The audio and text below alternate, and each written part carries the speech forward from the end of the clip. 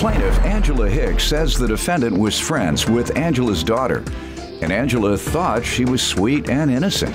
However, Angela soon discovered that the defendant was a crook and a thief who made fraudulent charges on her friend's credit card. Angela's suing for a cell phone bill and a cancellation fee. Defendant Donjane Wright says Angela is constantly quoting the scriptures, but she is a complete hypocrite because she smokes, drinks, and curses at her kids. Donjane insists she was acquitted of the fraudulent credit card charges, and she's countersuing for a cell phone payment and harassment. Start with you. Earlier this year, I met Ms. Donjane Wright through my daughter, McQuell. She is here in the courtroom with me today. She came out to be a real sweet, innocent little girl, but later I found out that she was a crook, a thief, and fraudulent. I have proof with me today in court. Does it involve money, fraud? Yes, sir. Yes, it does. Tell me. It involves her stealing a friend of hers' credit card. She fraudulently used it, took stolen money off the young lady's card 3 times, and she was charged. Yes, see it, please. I have proof right here, and the only reason why because what you're dealing with today is, I assume, some form of credit. Yes, yes, sir. Mm-hmm. And the only reason why I'm bringing that up today, Your Honor, because if I had knew this beforehand, we probably wouldn't even be in your courtroom today. All right, let me hear from you, ma'am. Well, Your Honor, I met Miss Angela early part of the year, like she said, through her daughter, McQuell. Me and her was close friends. We call each other sisters. I even called Miss Angela Mama Angela. She was a nice person when I met her, you know, but hanging at Miss Angela's house or whatever, I got to know Miss Angela. She had scriptures, you know, all over her house. She quotes scriptures, whatever, but then turned out she's a hypocrite. She curses, you know, when she gets mad, she curses like it's no tomorrow. She curses, she smokes, she drinks. You know, her kids make her mad. She curses her kids out. She don't think nothing of it. Do you want to comment on the charges of credit card fraud? With that, me and my lawyer went to court about it and everything, and it came to a conclusion that, you know, it was false. Oh, so you were acquitted? Yes, sir. All right. Is that true? I know for a fact that she was charged. What was her sentence? She did do time in jail. How long? I have no idea, sir. Ma'am? A couple of hours. Is that your knowledge, or you don't know whether it was a couple hours or a day? My knowledge was not that it was a couple hours, but I can't specifically tell you. All right. Well, let's get to the specifics of the cell phone bill, the cell phone, and cancellation fees. Okay, so like around February, her and McQuell had a conversation about her needing a cell phone. I had a line that was available. So she came to me and asked me, could she go on my cell phone account? And I told her strictly that you have to be on time paying your bill. It's absolutely no way you could come on my account if you cannot pay your cell phone bill on the day that I tell you to. When my phone gets shut off, What date did you all agree that she would pay every month? We agreed that she would pay by the 3rd of every month. My cell phone bill, Judge, is due on the 15th of every month. But we agreed that she would pay on the 3rd of every month. No, sir. When did you agree to pay? The agreement was the bill was due every 15th of the month, and that you could pay it on the 1st. It wasn't the 3rd, it was the 1st. Oh, okay. So you would pay on the 1st. Good enough. Well, all right. So why are you suing her? Tell me about the bill. Well, she paid the 1st month. Her service, like I said, I started Tell me what day she paid, the first payment.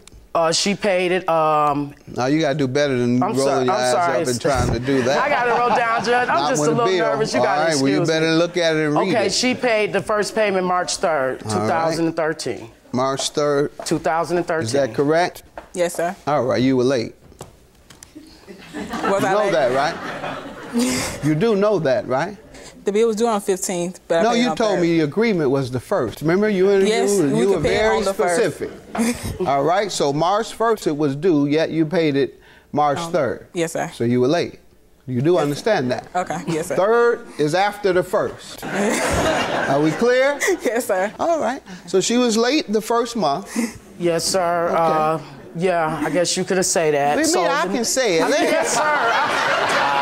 I mean, Judge Mathis, I'm just saying, yes, she was late. Okay. Okay.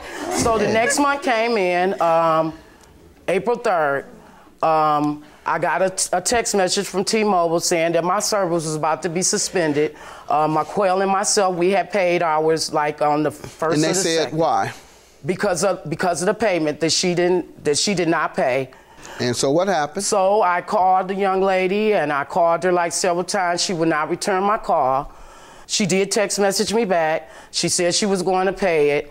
Did she pay it? No, she didn't. That's the bottom line. No, she didn't. All right. And you have that bill? Ma'am, what do you say about this?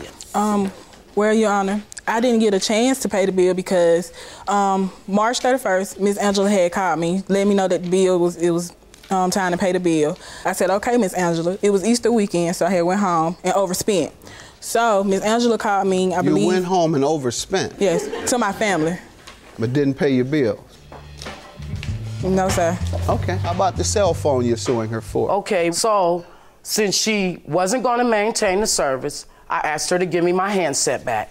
She text messaged me, I paid 97 cents for the phone. All you can have is the SIM card. All right, what do you say to this, ma'am? Your Honor, I didn't get her upgrade. Her daughter got her upgrade, and I got the upgrade that came with the line that I took up. How much did you pay?